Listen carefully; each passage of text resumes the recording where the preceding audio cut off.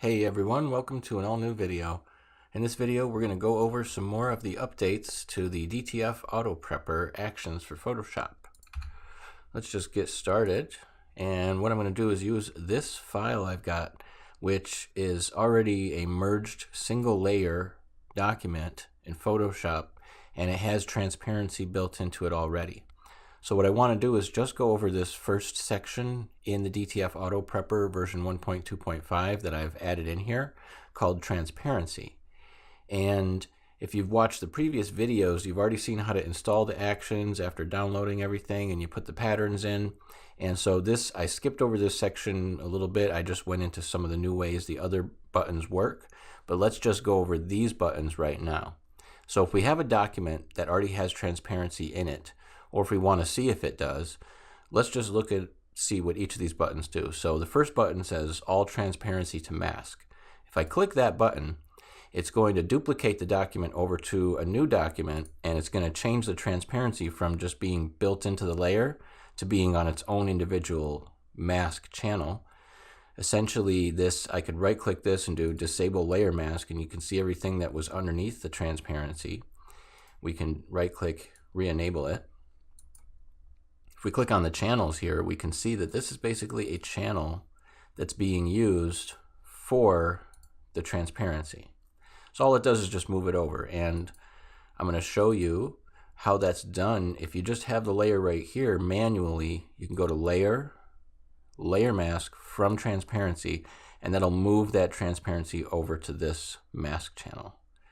And so it's kind of the same thing, but it duplicates it to a new document.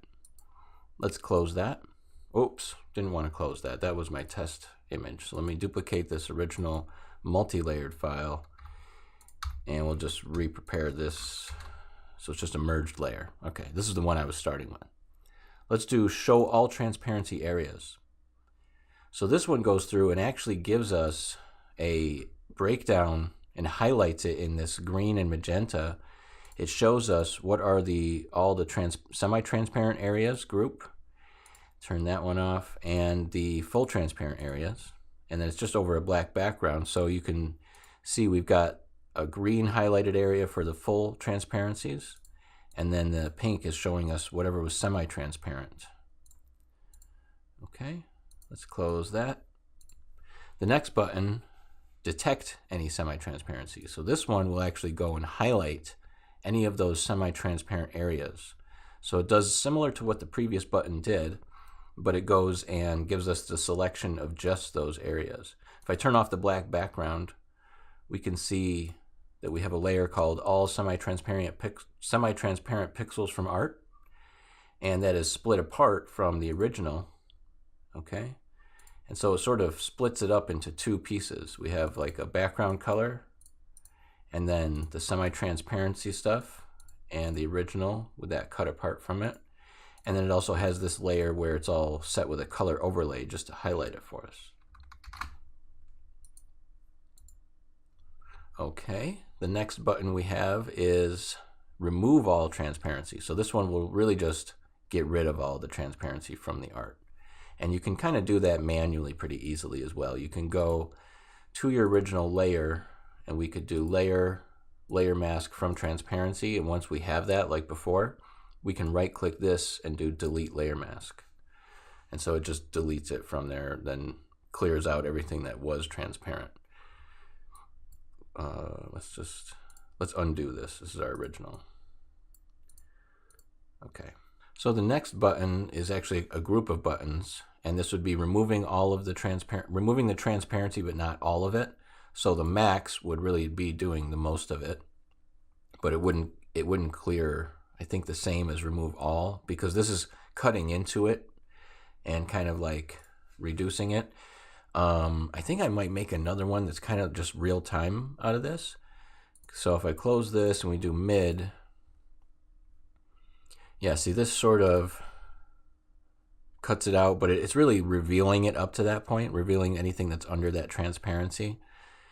And let's do min, and that'll pull it out to there. Okay, let's close that. I'll go through the other buttons, but really I want to show sort of a manual way to do this. And, again, I just can't help myself that, in showing videos about how these programs work, I'm also just going to teach a little bit of the manual ways to do it. Because I'm going to make one, like this one that says just make manual transparency mask. All that's really doing is just making a new mask. And it'd be the same as if you had this and you went, let me just like change the size of that. If you went to this original layer and you just did layer instead of mask from transparency, you just create a new mask, reveal all, and then there you can like use a brush on that layer, okay, and you can erase stuff in addition to what's already erased, right? Let's edit, undo. Let's just close this one. Okay. The next one, custom colored transparency. This would work if you just have a flattened document where you're trying to remove, it's just like all the other buttons that are doing the halftones, but this is just giving us the transparency itself. So I'll show you really with this one. Let's do custom colored transparency. We need to pick a color when it stops and brings up the color range tool. And we'll do it this way, okay. Adjust how much we want it to fade out. Maybe about there, right there. Hit OK, and now it's given us a document that has this transparency mask built into it, so it's erased around it, and it's done it according to that color. Now I could go to the full auto or the user choice or the custom pattern section and run the DTF prep for transparency. So that one is, you run it when you have an image that's already got the transparency built in, and then you want to go to the halftones. And so that one does a 30 LPI halftone pattern automatically from the transparency mask. So it just takes what's built in there as the fade, and it turns it into the halftones.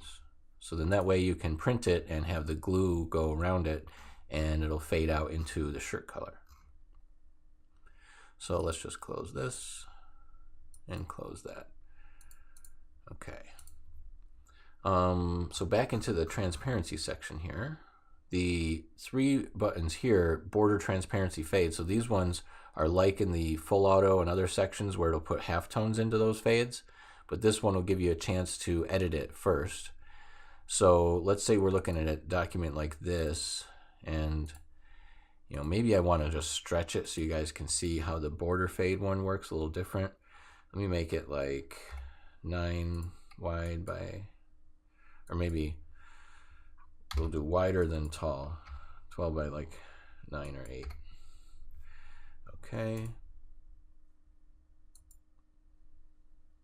So if you have like a document that's either skinny or horizontal, or it's like landscape or portrait, you could say, then when you run the border transparency fade, it uses a layer effect around the edge, and that layer effect, using like an inner shadow and an inner glow, it's going to give us control over, you see how I can like adjust where it's cut off and give that some fade, change the size of it and the range like that. Okay. And then the same with the inner shadow that was being used. That one can do the same sort of thing. It can give us more or less of a fade, like so. But what it does is it follows the artwork dimensions, you could say. Follows whether it's landscape or portrait. So you can do that first, and then you can go and run one of these buttons. Like let's do the user choice one so you see what happens. Under the user choice section, you run it and it's going to stop.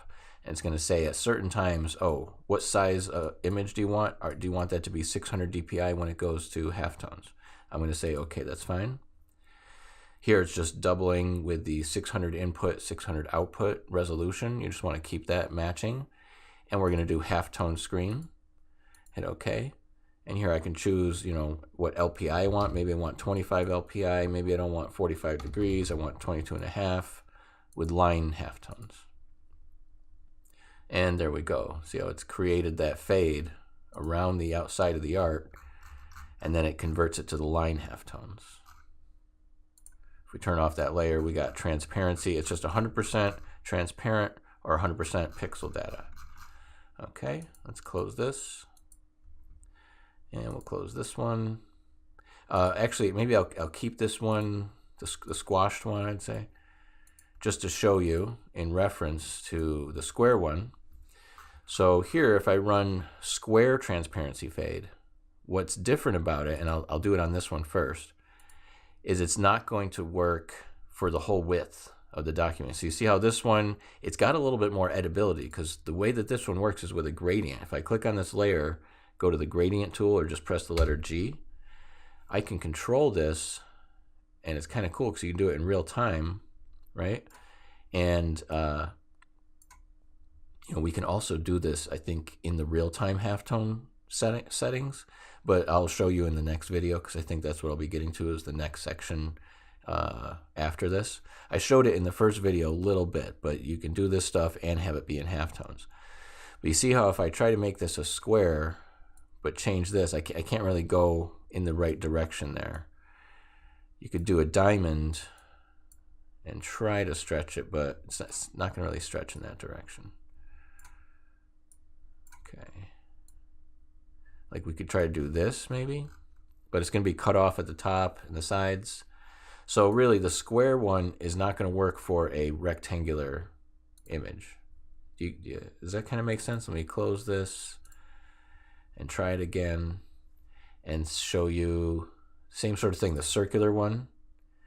The problem with the circular one is you really could do it with this one. I can change this. I could sort of rotate it this way and then bring this down so it's like an oval. So you could do that with the circular one, sort of make it match an oval. But with the diamond, the way that the square one was working out, the square gradient, it's like you can't really force it to a wider or taller square shape. If I hit OK, just let that be, we could run the full transparency on this one, and you'll see it'll create that fade into halftones. So that's how that works. But really, it's like you'd use the square one when you actually have a square image. Let me change this image to be, let's say, 12 by 12. If I do square transparency fade, just like that, and it gives me a gradient. If I double click that, I can really go in here and change this. Okay, we could get it to fade all the way from the middle point all the way out, or you could just pick where you want it to be solid and then start fading, and you can change things like where the end point is. Or if you go, as I mentioned, into that gradient tool with click the gradient tool on the side here, then we can actually adjust it like so. Okay, so that's all the buttons in the transparency section of the new DTF Auto Prepper version 1.2.5, and how you can work with the transparency of the image before you go into converting things to halftones. I'll continue and show you guys how the other buttons work in the next videos. So thanks for watching and stay tuned.